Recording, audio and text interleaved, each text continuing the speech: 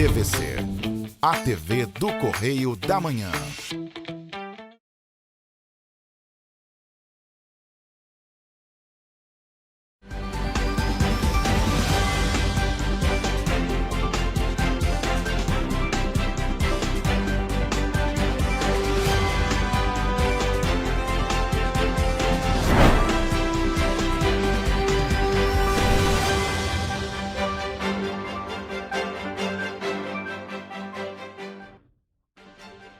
Olá, começa agora mais um Correio Petropolitano na TV, primeira edição. Eu sou Evelyn Carvalhais e estamos ao vivo dos estúdios da TV Correio da Manhã, aqui em Petrópolis, trazendo as principais notícias da região. Hoje é dia 17 de fevereiro e você vai ver a seguir. Corpo de Bombeiros resgata homem de área de mata em Petrópolis. Mais de 2.000 condutores são abordados pela lei seca nos 2 primeiros dias de carnaval. Prefeitura mobiliza 70 agentes da Guarda Civil para a segurança do Folia Imperial em Petrópolis. Polícia apreende mais de 300 gramas de cocaína, conduz motociclista sem habilitação à delegacia e prende homem por ameaça. Agora, no Correio Petropolitano na TV, primeira edição.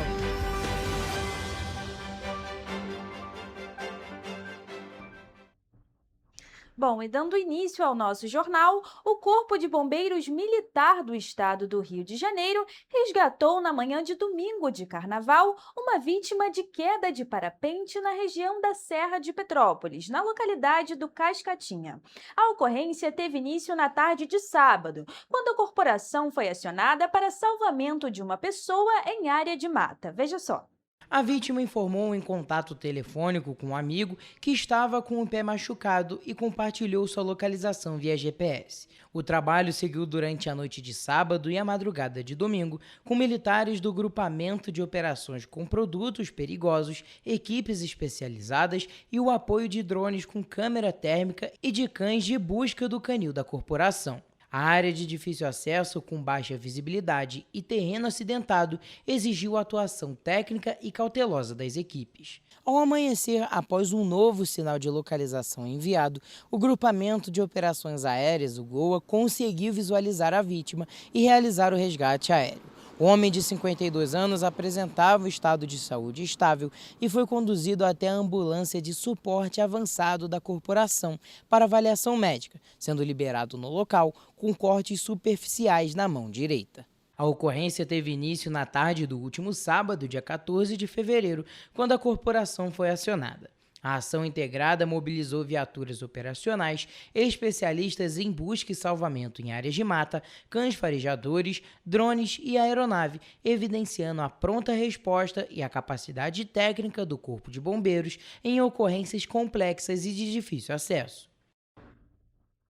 Bom, e agora o esquema especial de fiscalização da Operação Lei Seca foi intensificado em diferentes pontos do Rio para o Carnaval 2026, com foco na prevenção de acidentes e na conscientização de turistas e fluminenses. Ao todo, mais de 2.000 condutores foram abordados nos 2 primeiros dias de folia. Olha só. Na sexta foram realizadas 10 ações de fiscalização.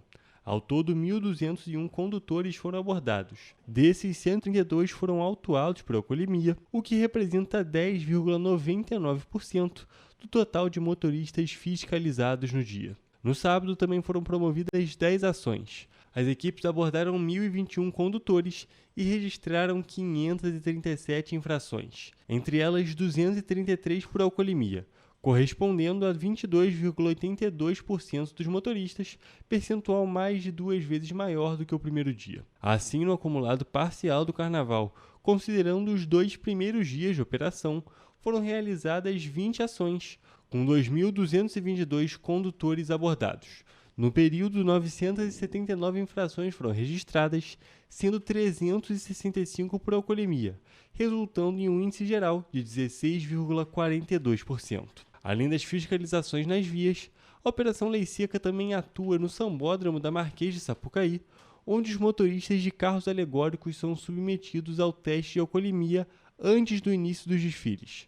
Nos 2 primeiros dias de apresentações, 29 condutores foram testados na sexta-feira e 24 no sábado. Todos os 53 profissionais passaram pelo exame e não houve registro de alcoolemia. As ações seguem ao longo de todo o período carnavalesco, com o objetivo de reduzir acidentes e reforçar a importância do respeito à legislação de trânsito. Bom, e o carnaval está quase acabando, hein? Mas a prefeitura mobilizou cerca de 70 agentes da Guarda Civil Municipal para garantir a segurança durante a programação do Folia Imperial. O efetivo foi distribuído entre os blocos com maior expectativa de público e os pontos mais movimentados da cidade. Além disso, a Secretaria de Assistência Social vai oferecer pulseiras de identificação para crianças. Uma boa estratégia.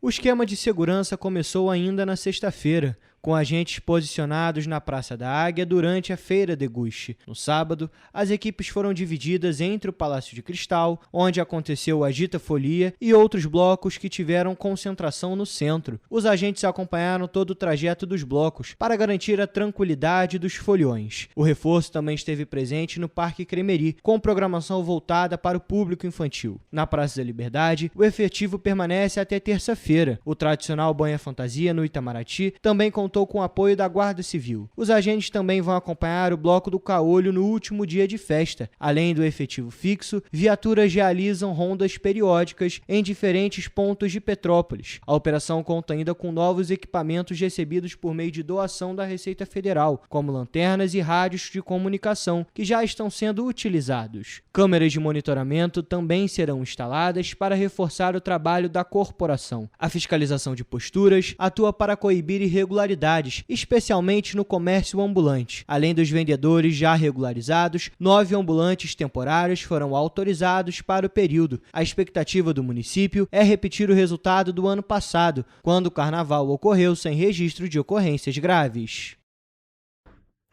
Bom, e agora 3 ocorrências mobilizaram equipes do 26º Batalhão da Polícia Militar nesta segunda-feira aqui em Petrópolis. No bairro Retiro, agentes apreenderam grande quantidade de drogas. Já no bairro São Sebastião, um homem foi levado à delegacia por dirigir sem habilitação e ainda por cima colocar uma criança em situação de risco. Além disso, um homem foi preso por ameaça em Correias. Veja só. Já no início da manhã desta segunda-feira, os agentes receberam informações sobre a venda de drogas no alto de uma escadaria no bairro Retiro. Ao perceber a chegada da viatura, o suspeito fugiu e não foi localizado. Durante as buscas, os policiais encontraram uma sacola com 152 pinos de cocaína, somando aproximadamente 332 gramas da droga. O material foi apreendido e encaminhado para a 105ª Delegacia de Polícia, também no Retiro. Na parte da noite, no São Sebastião, os policiais abordaram um motociclista em um veículo irregular. O condutor não possuía carteira de habilitação e pilotava sem o uso do capacete. Ele ainda estava com uma passageira e com uma criança de apenas 2 anos, sem qualquer equipamento de segurança. Ele foi levado para a delegacia e posteriormente liberado. A moto permaneceu apreendida e multas foram aplicadas. Ainda na noite de segunda-feira, na rua José Cândido, em Correias, a polícia foi acionada após denúncias de 2 mulheres que relataram terem sido ameaçadas por um homem com uma faca. O suspeito tentou fugir e resistiu à abordagem, mas foi contido. No caminho para a delegacia, ele teria ameaçado os agentes e danificado o compartimento de presos da viatura com chutes. O homem foi autuado por ameaça, dano, desacato, resistência e contravenção penal, permanecendo preso. Uma faca com uma lâmina superior a 13 centímetros foi apreendida com o suspeito. E você vai ver no próximo bloco. Cadastro para participar do Pé de Meia Licenciaturas começa nesta terça-feira. Trabalhadores nascidos em janeiro começam a receber o abono salarial. Polícia Rodoviária avalia projeto para nova unidade operacional na Serra de Petrópolis. Vendas no comércio varejista fecham 2025 com alta de 1,6%. Polícia Militar prende foragido e apreende simulacro durante o carnaval em Três Rios. O Correio Petropolitano na TV, primeira edição, volta já.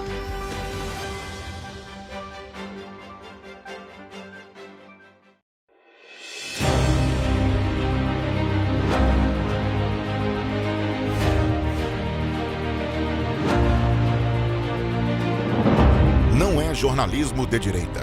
É jornalismo direito. Correio Petropolitano. Tudo que seu jornal não deveria ter deixado de ser. Todos os dias, em uma banca perto de você.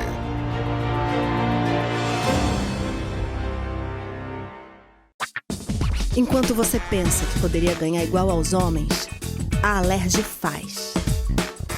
As leis que você precisa, a Alerj faz. Baixe o aplicativo da Alerj e conheça seus direitos. Petrópolis, uma cidade histórica, que agora tem um novo ponto de conexão. O Correio Petropolitano se renovou e leva o que de mais importante acontece na cidade, de maneira mais ágil e acessível. Acesse as notícias de Petrópolis de maneira rápida e prática, onde quer que você esteja. Fique por dentro dos acontecimentos da cidade, da política, da cultura e muito mais. Correio Petropolitano. A informação de qualidade a um clique de distância. Acesse www.correiopetropolitano.com.br. Antes não tinha saúde de qualidade no estado todo. Agora tem. Agora tem o Rio Imagem Baixada, que atende milhares de pessoas em toda a região. É muita gente atendida, né? E olha que tem mais. Mostra aí, Edu. Flávia, aqui tem um dos mais importantes centros de neurocirurgias do país. O Instituto Estadual do Cérebro teve a capacidade dobrada para cirurgias de tumores. E tudo gratuito, pelo SUS. E tá melhor no estado todo, certo, Gisele? Com certeza, Flávia. Antes, só alguns municípios do estado tinham ambulâncias do SAMU. Agora, todos os 92 municípios do estado têm. E ainda tem o Instituto Estadual de Olhos, com capacidade de realizar mais de 400 cirurgias e 1.000 consultas por mês. O Rio tem um governo que trabalha muito. Primeiro ele faz, depois ele mostra. Como tem que ser, né?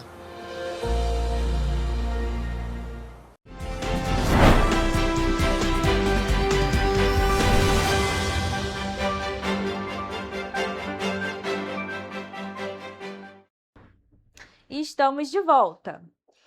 Bom, agora o 38º Batalhão de Polícia Militar segue intensificando as ações de segurança durante o Carnaval. Entre a noite de sábado e a madrugada de domingo, os agentes prenderam um homem foragido da justiça e apreenderam uma arma branca e um simulacro em Três Rios. Veja só. Neste carnaval, o 38º Batalhão vem operando com tolerância zero contra o crime. E o recado é claro, aqui nada fica impune. As ações do 38º Batalhão de Polícia Militar seguem as diretrizes de tolerância zero contra qualquer tentativa de perturbação da ordem pública durante o Carnaval na cidade de Três Rios. Ambas as ações aconteceram entre a noite de sábado e a madrugada de domingo no centro de Três Rios. Na Avenida Condessa, um homem de 24 anos, foragido da Justiça, foi detido pela Polícia Militar. Ele tentou mentir sobre a própria identidade, utilizando os dados do irmão. Ainda no centro, outro homem foi preso após ameaçar um casal. Com ele foi apreendido um simulacro de arma de fogo e uma faca.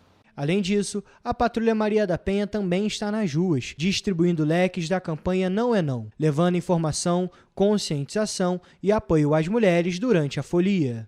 No Carnaval, a alegria combina com respeito. E aqui na área do 38º Batalhão, a mensagem é clara: não é não. Queremos que todos curtam a festa com segurança.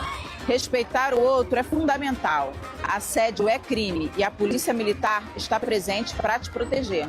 De acordo com a Polícia Militar, o efetivo aumentou em 60% para o período do Carnaval. Neste ano, a corporação vai utilizar nas viaturas câmeras com reconhecimento facial em tempo real. A grande novidade para 2026 é o uso intensivo da tecnologia. Nossas viaturas agora contam com a câmera de monitoramento em tempo real, conectados ao sistema de reconhecimento facial. Isso significa que, mesmo no meio da multidão, nossa inteligência consegue identificar indivíduos com mandados de prisão em aberto, garantindo uma intervenção rápida e precisa. O 38º Batalhão de Polícia Militar está presente em 5 municípios, sendo eles Três Rios, Paraíba do Sul, Areal, Comendador Levi Gasparian e Sapucaia. Bom, e o pagamento do abono salarial referente ao ano base 2024 começou nesta segunda-feira para os trabalhadores nascidos em janeiro. Nesse primeiro lote, serão liberados 2,5 bilhões para aproximadamente 2 milhões de beneficiários. Veja só.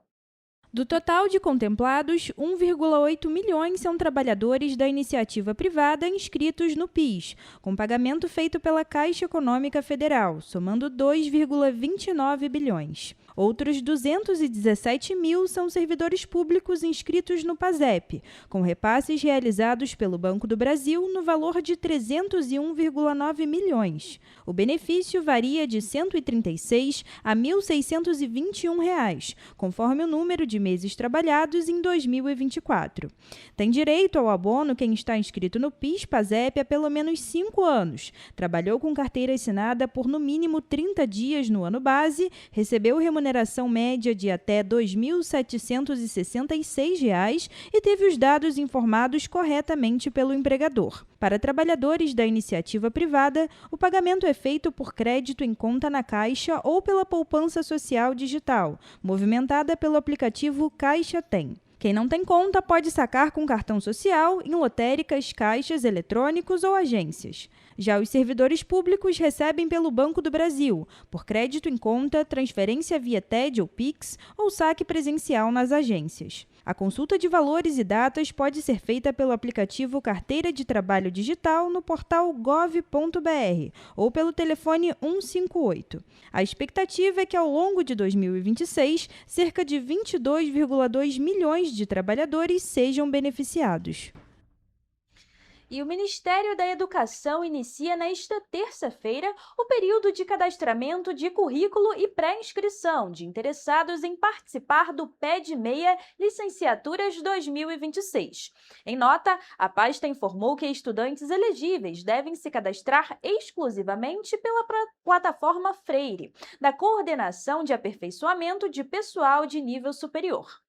Nesta edição, serão concedidas até 12 mil bolsas conforme critérios adicionais de ocupação de vagas estabelecidos em edital. O MEC disponibilizou um tutorial que orienta sobre a etapa necessária para fazer parte do programa. São elegíveis candidatos que obtiveram nota igual ou superior a 650 no Exame Nacional do Ensino Médio, o Enem, e que foram aprovados em curso de licenciatura na modalidade presencial por meio de um dos seguintes programas: o Sistema de Seleção Unificada, o SISU, o Programa da Universidade para Todos, o ProUni, e o Fundo de Financiamento Estudantil, o FIES. A iniciativa concede bolsa mensal no valor de R$ 1.050, dos quais R$ 700 podem ser sacados imediatamente. Os outros R$ 350 serão destinados para uma poupança, cujo saque está condicionado ao ingresso do bolsista como professor em uma rede pública de ensino em até 5 anos após o término da licenciatura.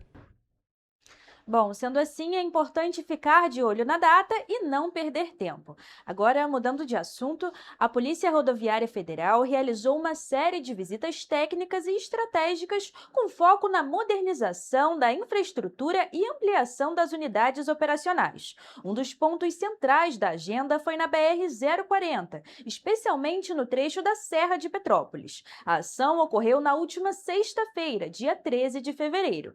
De acordo com a PRF, o principal objetivo da visita foi avaliar as condições para novos projetos e acompanhar obras em andamento. A ida para o trecho da Serra de Petrópolis fez parte de uma série de visitas técnicas e estratégicas em todo o estado do Rio de Janeiro. Um dos pontos centrais da agenda foi a visita no quilômetro 89 da BR-040, especificamente no trecho da Serra de Petrópolis.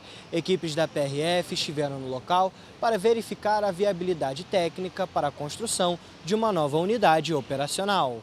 O projeto visa fortalecer o policiamento em um dos trechos mais importantes das rodovias federais do Rio de Janeiro. Segundo informações divulgadas pela PRF, as tratativas para viabilizar a obra estão em andamento e envolvem uma parceria estratégica com a Elovias, concessionária responsável pela BR-040, no trecho entre o Rio de Janeiro e Juiz de Fora. A cooperação busca garantir uma estrutura moderna e adequada para as necessidades dos policiais e usuários da rodovia. E agora, falando sobre comércio, as vendas no comércio varejista fecharam 2025 com alta de 1,6%. Na passagem de novembro para dezembro de 2025, as vendas no setor variaram negativamente em 0,4%. A média móvel trimestral variou positivamente em 0,3% no trimestre finalizado em dezembro. Os dados são da pesquisa mensal do comércio, a PMC, divulgada na sexta-feira pelo Instituto Brasileiro de Geografia e Estatística, o IBGE.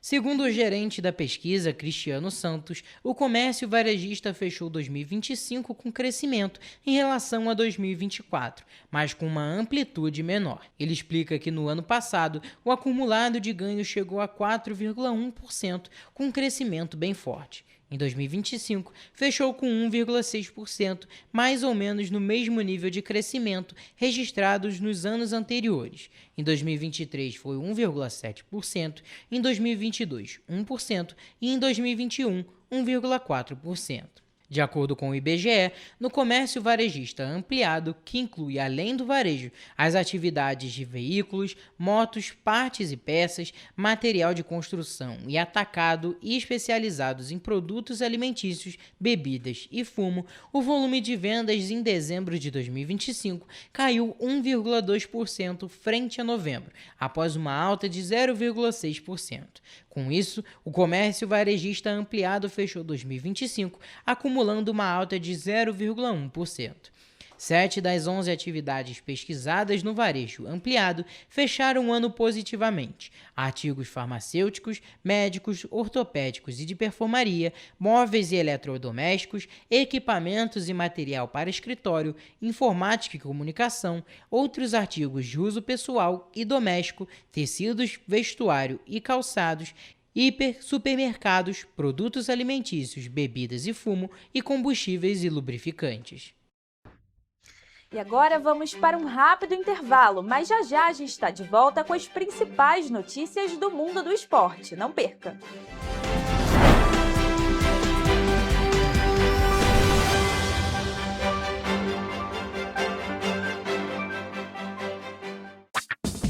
Enquanto você acha que alguma coisa deveria ser feita contra o racismo, a Alerj faz. As leis que você precisa, a Alerj faz. Baixe o aplicativo da Alerj e conheça seus direitos. O estado do Rio de Janeiro é, com certeza, um estado de inspiração. Eu sou mais RJ. E você? Sou mais cultura. Sou mais emprego. Resultado de exames. Sou mais serviços. Sou mais segurança, com maior apreensão de armas, mais polícia nas ruas e planejamento para grandes eventos. O Rio de Janeiro está em alta. Para onde você olha, tem mudança acontecendo. O Rio de Janeiro é líder em óleo e gás. Temos o maior centro de diagnóstico da América Latina. Todo mundo sabe. Que orgulho viver aqui. Somos o estado que não para de crescer. Governo do estado do Rio de Janeiro. O trabalho não para. É todo dia e é de todos. Petrópolis, uma cidade histórica que agora tem um novo ponto de conexão. O Correio Petropolitano se renovou e leva o que de mais importante acontece na cidade, de maneira mais ágil e acessível. Acesse as notícias de Petrópolis de maneira rápida e prática, onde quer que você esteja. Fique por dentro dos acontecimentos da cidade, da política, da cultura e muito mais. Correio Petropolitano. A informação de qualidade a um clique de distância. Acesse www.correiopetropolitano.com.br.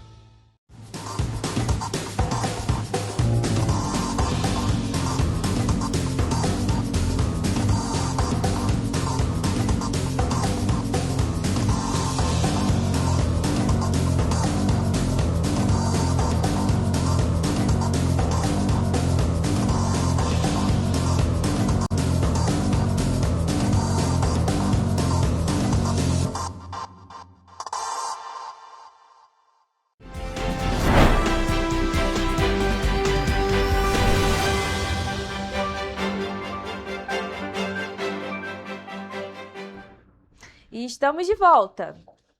Vamos acompanhar agora as principais notícias do mundo do esporte com o Hugo Petersen e o Gabriel Toledo. Confira.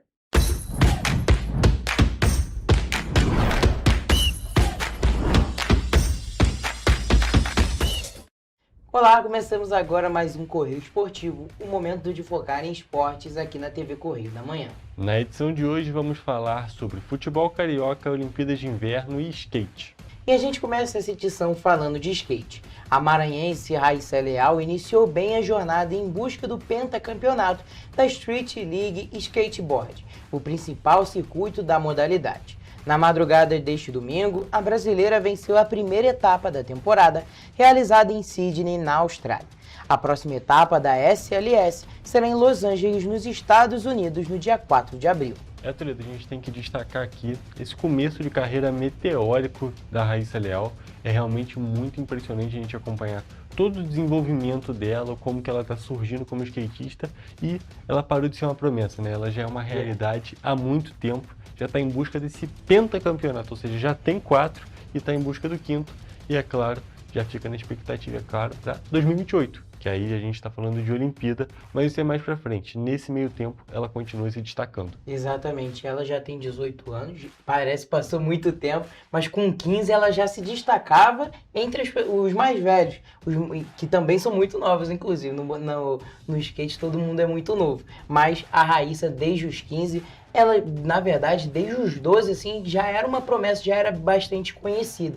Mas com 15 ali ela começou a se destacar muito mais e agora com 18 já é com certeza uma das maiores da modalidade nesse momento. Sem dúvida nenhuma, a gente destaca, é claro, que ela surgiu ali nas Olimpíadas de 2020 de Tóquio, que foram realizadas em 2021 por conta da pandemia, e desde lá ela nunca saiu dos holofotes, ela nunca saiu das premiações, e ela nunca saiu desse destaque que é muito merecido dela.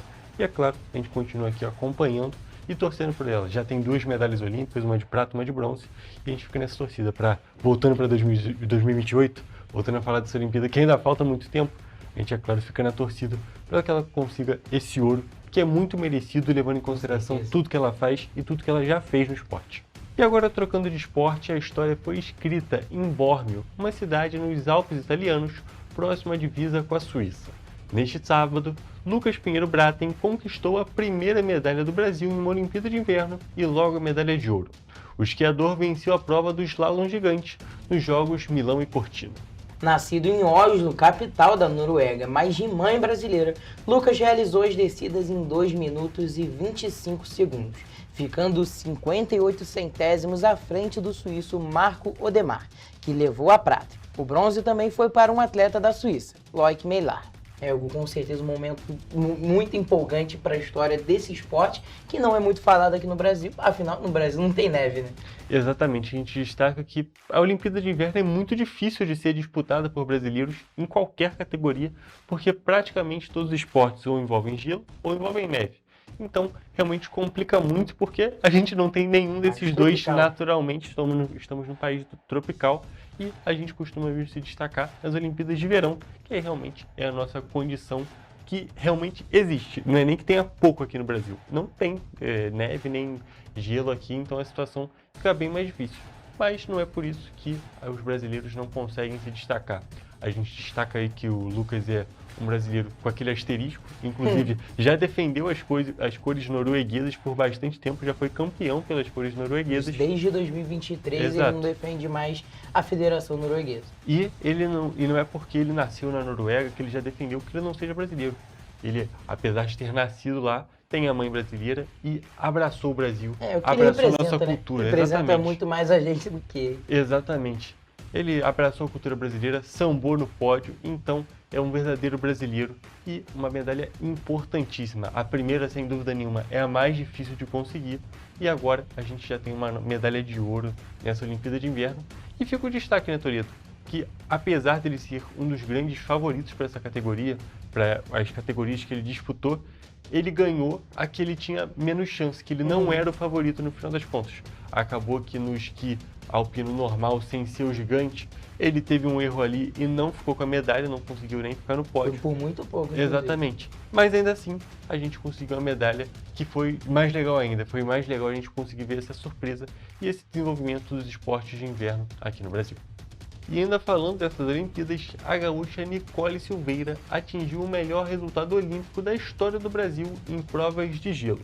Também no sábado, a brasileira concluiu a disputa do skeleton nos Jogos de Inverno das cidades italianas de Milão e Cortina na 11ª colocação.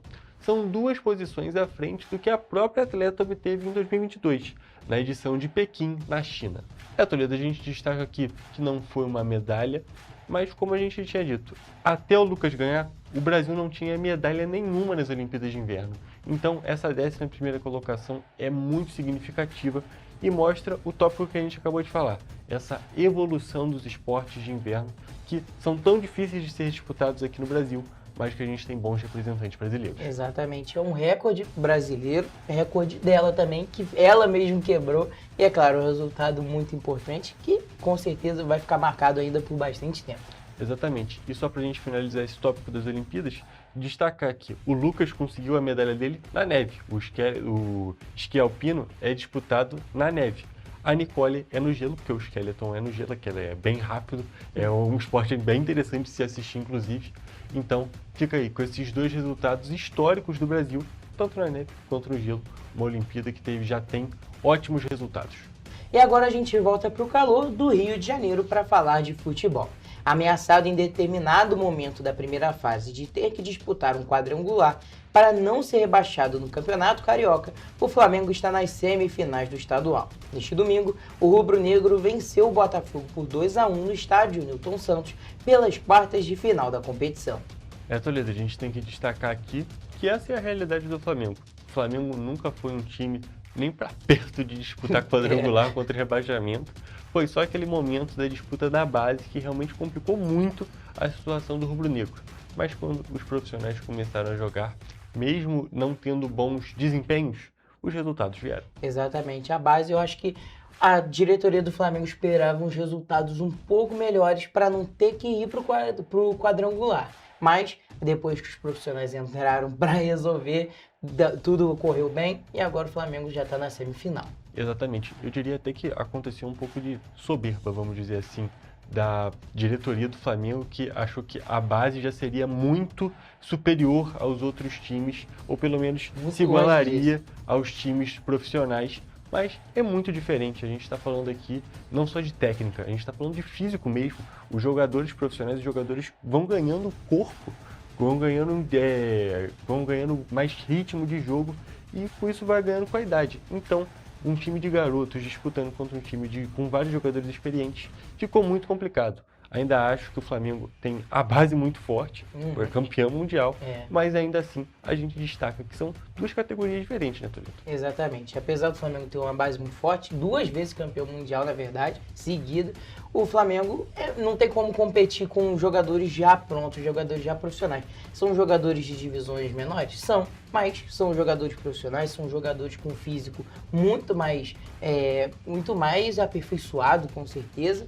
E é claro, teve essa questão da soberba, mas eu acho que teve toda a questão do físico dos profissionais também. Eu acho que pesou bastante também para os jogadores da base entrarem e jogarem o início do Campeonato Carioca como titulares. Afinal, o Flamengo teve uma temporada passada muito longa.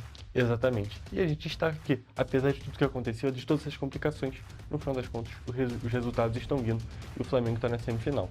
E falando das quartas, agora especificamente desse jogo contra o Botafogo, a gente destaca que foi mais uma apresentação não muito boa do time do Flamengo. O Flamengo ainda está para ter um bom jogo nesse ano de 2026, tirando aquele contra o Vasco, que realmente foi uma ótima atuação. Mas não foi uma boa atuação, mas o resultado veio mais uma vez, contando, é claro, com a participação do craque do jogo, o goleiro Neto. É isso. Mais uma partida muito ruim do Neto, falhou e a torcida do Botafogo já tem pegado bastante no pé dele. Exatamente, a situação está realmente muito complicada para o goleiro, que parece que está sem ritmo de jogo, está sem tempo de bola, e ele falhou muito feio no lance do Pulgar. No primeiro gol já é uma situação um pouco mais complicada, foi um gol com mais mérito do time do Flamengo, um gol do Paquetá, inclusive, né?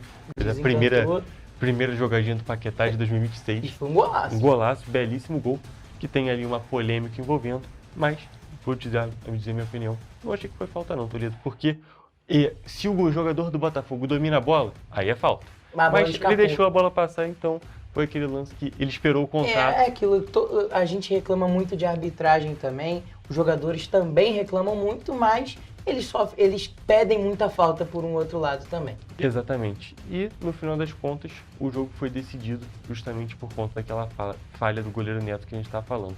Que o Pulgar cabeceia, ele devolve a bola em condição perfeita para o Pulgar cabecear mais uma vez. E aí, o placar final é sacramentado 2-1 para o Flamengo. Uma vitória um clássico que a gente não teve um grande engenho técnico das duas equipes, não teve um grande desempenho técnico das duas equipes, mas, no final das contas, o Flamengo saiu vitorioso e classificado. Agora, falando um destaque do Botafogo, queria destacar o golaço do Barbosa, fez um gol de cabeça nas costas do Pulgar, que fez o gol, mas o Barbosa ele sobe a uma altura inacreditável e faz quase uma cavadinha, só que de cabeça ele encobriu o goleiro André de uma forma espetacular, não tinha nem como defender. Inclusive, Barbosa, grande zagueiro, grande jogador, que estava num determinado momento da temporada com risco de sair do Botafogo, uma situação muito complicada, mas renovou o contrato. E seria uma perda muito grande para o Botafogo, porque eu diria que é um dos principais zagueiros que a gente tem aqui no futebol brasileiro, tanto no ataque quanto na defesa. E o Clássico dos Gigantes vai definir um dos finalistas do Campeonato Carioca. Na noite desta segunda-feira, o Fluminense derrotou o Bangu por 3-1 no Maracanã, diante de pouco mais de 20 mil torcedores. O adversário nas semifinais do estadual será o Vasco. Exatamente, o Carnaval parecia que não começaria bem para o torcedor do Vasco, mas o time de Fernando Diniz corrigiu a evolução na passarela de São Januário a tempo de conseguir a classificação às semifinais do Campeonato Carioca. Na noite de sábado, o Gigante da Colina superou o Volta Redonda nos pênaltis por 5-3, após o empate em 1-1 no tempo normal. Toledo, a gente tem que fazer aqui o destaque, começando pelo time do Fluminense, que teve uma ótima atuação contra o time do Bangu, um time bem pior, um time bem menos qualificado do que o Fluminense, é claro, mas ainda assim não tira o mérito desse time do Zubeldia, que cada vez mais ganha corpo, cada vez mais ganha entrosamento e está performando cada vez melhor. Exato, é a palavra que pode definir esse Fluminense desde que o Zubeldia chegou, é consistência. Foi muito consistente. Na reta final do Campeonato Brasileiro na temporada passada, começou de forma muito consistente nesse início desse ano. O Campeonato Carioca também, afinal foi também campeão da Taça Guanabara. Exatamente, Toledo. O Fluminense já tem esse primeiro título, esse título que é muito simbólico, já teve grande importância no futebol carioca. Mas hoje em dia o Campeonato Carioca como um todo está defasado, mas ainda assim a gente não tira o mérito, que é um título importantíssimo. É sempre bom começar o ano levantando uma taça. Mas falando desse jogo especificamente, Toledo, perdão por te interromper, queria destacar que foi o jogo 300 do Paulo Henrique Ganso jogando com a camisa tricolor e ele conseguiu fazer o golzinho dele de pênalti, uma marca muito simbólica. Com certeza, o Ganso é um jogador muito idolatrado pelos tricolores, é um jogador que acho que todo mundo gosta bastante dele. O pessoal lembra muito dele, da passagem dele pelo Santos também, marcou muitas gerações, essa geração mais nova como a gente lembra quando era criança, ver Neymar e Ganso, com certeza era um jogador que todo mundo queria ter no time, e o Ganso hoje, até mais velho, consegue se destacar, e uma marca de 300 jogos, é claro, não é para qualquer jogador. Exatamente. Diria que o Ganso é o nosso último camisa 10 de verdade, aquele jogador que dita o ritmo do jogo, que consegue ser classudo conforme vai jogando. E é sempre muito bom da gente ver o Ganso jogar e o Ganso jogar bem. Ele combina muito com a camisa do Fluminense, também tem esse destaque. Ele tem aquela cara de jogador clássico do tricolor. Então é muito bom sempre a gente ver ele performando bem e, é claro, fazendo mais esse gol na partida, que é tão simbólica para ele. E mais, Toledo, a gente está falando aqui de um queridinho da torcida. A gente criticou o Neto do Botafogo, então a gente tem que fazer essa justiça. E criticar também o Freitas do Fluminense, que da mesma maneira que o Neto falhou feio no gol do Flamengo, a gente destaca que o Freitas falhou feio nesse gol do 3-1 do time do Bangu, que ele já é um jogador que está sendo um pouco perseguido pelos torcedores, a gente vai dizer assim. É o neto dos tricolores. Exatamente. E ele falhou muito feio, um lance assim, completamente irresolvível, mas ele erra um domínio na frente da área. E o jogador do Bangu também, com muito mérito, acerta um chute de rara felicidade. É um erro que o zagueiro de um clube do tamanho do Fluminense não pode ter, né? Pô, um lance tranquilo, mas que não precisava de... Não era pra errar, não tinha como errar e ele errou. Não tinha necessidade de dar essa emoção pro jogo. Já estava 3-0 no momento que o Bangu faz o gol, mas ainda assim não tinha necessidade de tomar o gol. Piores estatísticas do Fábio e da defesa como um todo. Mas, Toledo, agora só pra gente finalizar, a gente também tem que falar sobre Vasco e Volta Redonda do primeiro tempo patético do time do São Januário, do time da Colina em São Januário. Exato, Volta Redonda é um dos melhores times, tirando dos quatro grandes do Rio, e o Volta Redonda é um dos mais qualificados. Estava na Série B, acabou caindo para a Série C, mas mesmo assim é um time muito forte comparado ao restante do Campeonato Carioca.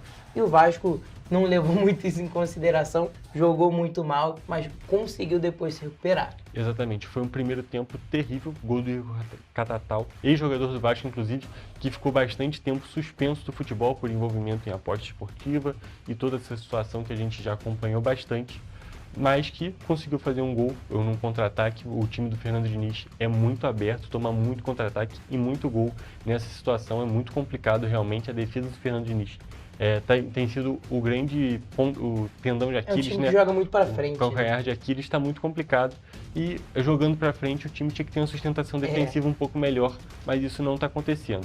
Aí foi essa atuação muito ruim no primeiro tempo.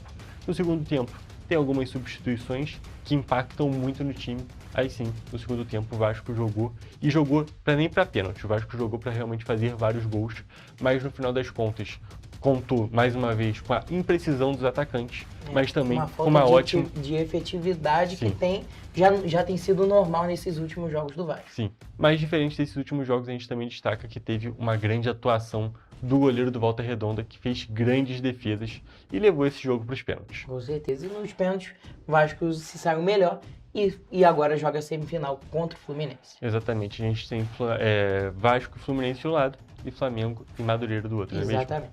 E a gente, é claro, vai continuar acompanhando a situação aqui do futebol carioca e trazendo para vocês futebol carioca, Olimpíadas de Inverno e tudo que vai acontecendo no mundo dos esportes. E com isso, gente, nós encerramos mais essa edição. É isso, gente. A gente se vê, é claro, na próxima edição. Um beijão.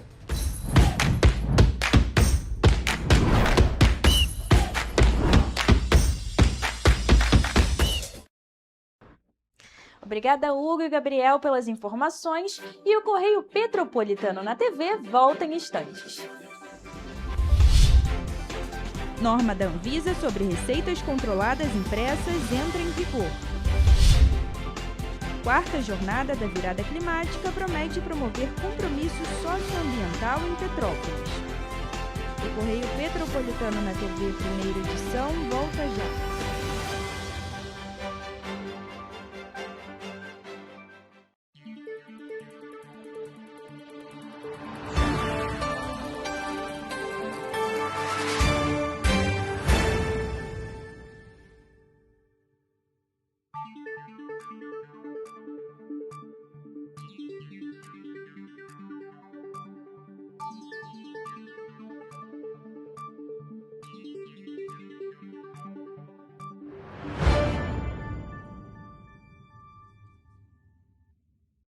Antes a gente não tinha tantas obras por todo o estado. Agora tem. Na região de Campos dos Goitacazes, o governo entregou a Ponte da Integração. Quanto tempo o senhor esperou por essa obra? Mais de 40 anos. É que antes os investimentos eram só para a capital. Mas agora essa obra histórica é um marco para o desenvolvimento. São bilhões investidos e tem muita coisa boa acontecendo. Vai daí, Edu. Flávia, antes aqui em Petrópolis, chovia, alagava. Agora o novo túnel extravasor já está ajudando a evitar enchentes. E tem muito mais. Gisele, é com você. Dona Maria, e o teleférico? Ah, minha filha, parou no tempo. Ah, mas isso foi antes. Agora falta pouco para voltar. E vão ser mais de 100 mil passageiros todos os dias. Tá pronta para ir? Eu quero ser a primeira. O Rio tem um governo que trabalha muito. Primeiro ele faz, depois ele mostra. Como tem que ser, né? Enquanto você imagina que poderia rolar desconto na conta de luz, a Alerj faz. As leis que você precisa, a Alerj faz. Baixe o aplicativo da Alerj e conheça seus direitos. Para ter mais qualidade de vida, conte com a maior rede de academias de Petrópolis. Aqui na Corper, com uma mensalidade, você utiliza todas as unidades: Centro, Bingen, Itamaraty e Itaipava. Com planos a partir de R$ 98,00, a academia oferece ambientes modernos para você cuidar da sua saúde com segurança. Os espaços contam com dezenas de aparelhos de musculação, diversos equipamentos para aeróbico e funcional, além, é claro, de profissionais qualificados e uma extensa grade de aulas coletivas, que inclui dança, bike, jump, wolf fit, step fit, entre outras. Nossas estruturas são equipadas com salas de musculação e aulas coletivas, salas de avaliação física e nutricional, vestiários e estacionamentos amplos. Venha nos fazer uma visita e surpreenda-se! Correio da Manhã, o grupo de comunicação que mais cresce no Brasil. 5 gráficas, 5 jornais diários. Correio da Manhã, Correio Nacional, Distrito Federal, Sul Fluminense, Petropolitano e agora Correio da Manhã São Paulo. Além do Jornal da Barra, Jornal de Turismo, Revista O Cruzeiro, TV Correio da Manhã e estúdios próprios. Grupo Correio da Manhã. Informação com tanta credibilidade que é impressa todos os dias.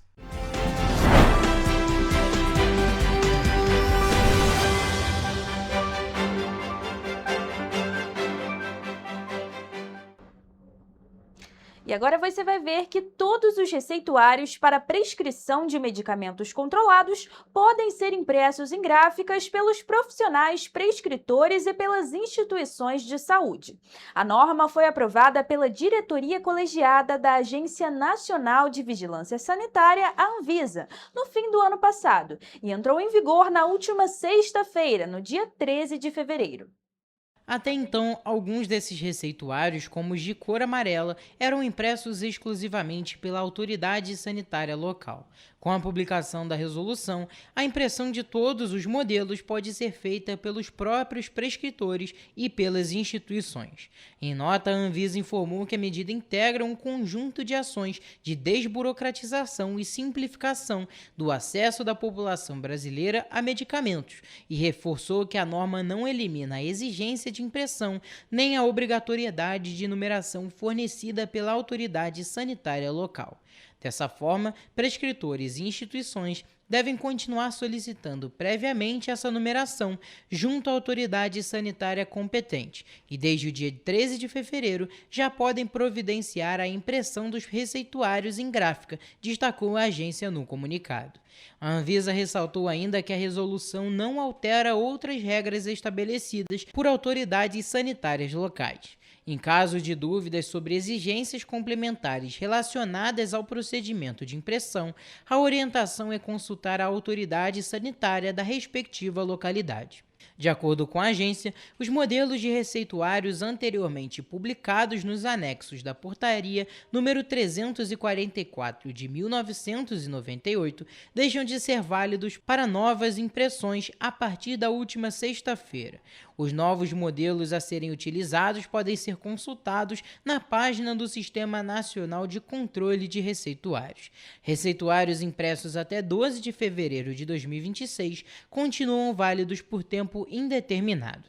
A norma prevê ainda que até junho a Anvisa disponibilize uma ferramenta no Sistema Nacional de Controle de Receituários, que permite a emissão eletrônica de todos os receituários de medicamentos controlados. Até a disponibilização dessa funcionalidade, não há mudanças quanto à emissão eletrônica, e para a emissão de notificações de receita em formato eletrônico, será necessário aguardar a implementação da ferramenta, segundo a agência. E começa neste mês de fevereiro, em Petrópolis, a 4ª edição da Jornada da Virada Climática, promovida pela Unifase. Um evento que vai durar aproximadamente um mês e promete promover compromisso socioambiental na cidade imperial e na Universidade Petropolitana. Em um contexto marcado pelo agravamento das crises climáticas, pela intensificação de eventos extremos e pelo aumento das desigualdades sociais, a Unifase FMP promove a 4ª edição da Jornada da Virada Climática, com o objetivo de promover a urgência de práticas que promovam justiça climática, cuidado mútuo e transformação sustentável. Esse é um evento que procura ser um evento de alerta, de mobilização da população, para ela discutir essa questão de vulnerabilidade de Petrópolis todo, não é só alguns bairros, mas de Petrópolis todo, a respeito dos efeitos da mudança climática na cidade. O evento vai servir como um espaço de diálogo socioambiental na cidade, com o objetivo de promover a ciência, cuidado, cooperação e transformação como caminhos possíveis para enfrentar as mudanças climáticas. Nesta edição, o evento terá como tema Cuidar, Cooperar e Transformar, o caminho para uma transição justa e regenerativa. Então a jornada vai discutir vários temas, várias circunstâncias. A gente não vai ficar centrado só no aspecto da chuva. Nós vamos falar de vários aspectos que envolvem o ambiente e que nos afetam na qualidade de vida. A jornada começa no dia 23 de fevereiro, dia no qual vai ser realizado um cine-debate com a exibição do curta-metragem Ilha das Flores. Apresentamos curta-metragens, filmes curtos para poder ter pessoas estratégicas e debater sobre, mas com o envolvimento da população. A plateia vai poder fazer pergunta, fazer suas considerações e tudo mais. Na programação ainda estão marcadas diversas conferências, palestras, rodas de conversa, oficinas, exibições e muito mais. O encerramento da jornada acontece no dia 28 de março, com uma simulação externa que vai contar com a participação das Defesas Civil Municipal e Estadual e outros órgãos envolvidos, além do apoio do Ministério Público. Onde temos a previsão de fazer um evento na comunidade da Estrada da Saudade, de uma simulação de remoção de pessoas que têm dificuldade de se locomover diante de um evento de chuva, uma situação dessa. O professor destaca que o evento tem grande importância social, pois ele é gratuito e, por isso, tende a levar essas pautas e conhecimentos para a parte da população que vive em situação de maior vulnerabilidade. É extremamente importante para que ela possa se organizar. Nós temos vários projetos dirigidos a comunidades através do sistema da Estratégia de Saúde da Família, por exemplo. Então, a população tem toda que se envolver com esse processo, refletir sobre ele, para mudar a sua cultura de ficar só passivamente esperando o desastre acontecer, para ela ativamente evitar ou mitigar o desastre. Para participar dessa edição da Jornada da Virada Climática, basta acessar o site da universidade e fazer a inscrição. É só entrar lá no unifase-rj.edu.br, esse é o site, lá tem o link para você se inscrever e toda a programação, aonde vão estar acontecendo as palestras, oficinas, etc., ao longo de todo esse período de um mês. E agora vamos acompanhar a previsão do tempo para esta quarta-feira.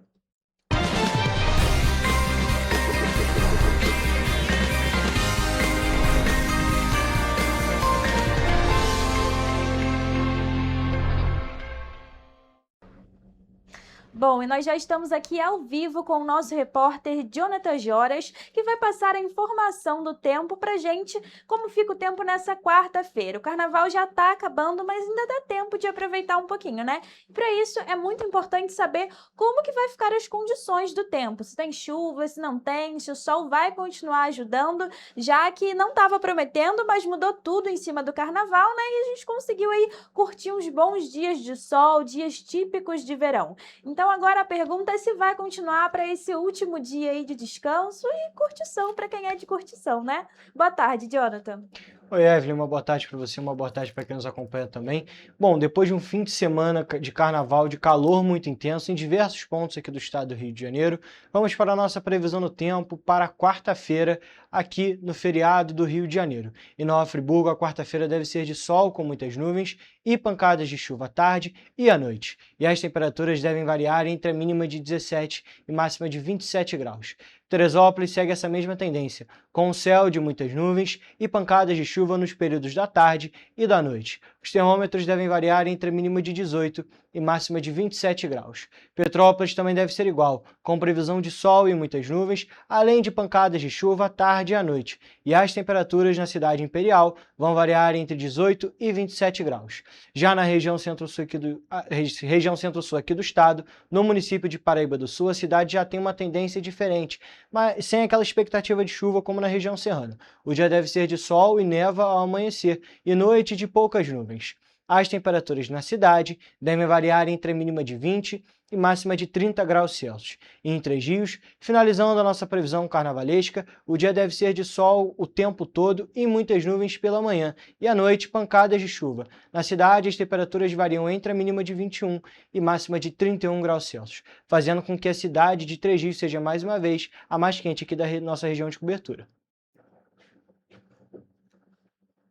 Perfeito, Jonathan. Muito obrigada pelas informações. Bom, a gente sabe que ainda vai dar para curtir mais um pouquinho aí e finalizar esses dias de folia ou de descanso para quem preferir.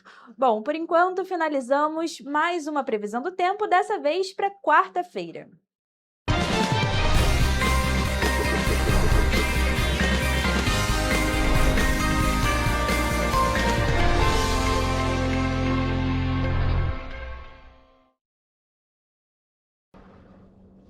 Pessoal, a gente fica por aqui, mas mais notícias e informações você encontra nos nossos telejornais, além do nosso site em correiopetropolitano.com.br e as nossas redes sociais, o Facebook TV Correio da Manhã e os nossos Instagrams, @Correio Petropolitano e @TV Correio da Manhã.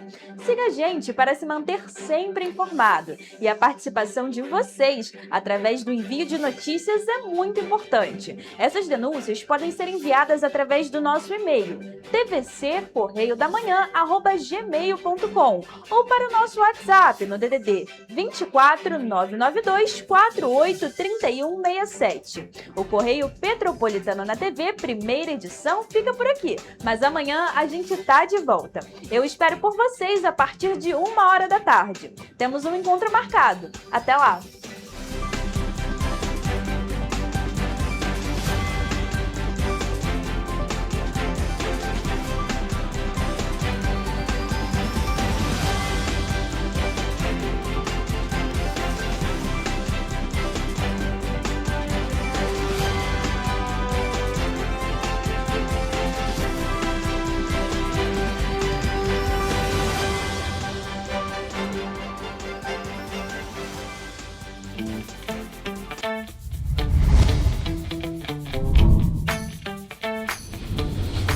TVC, a TV do Correio da Manhã.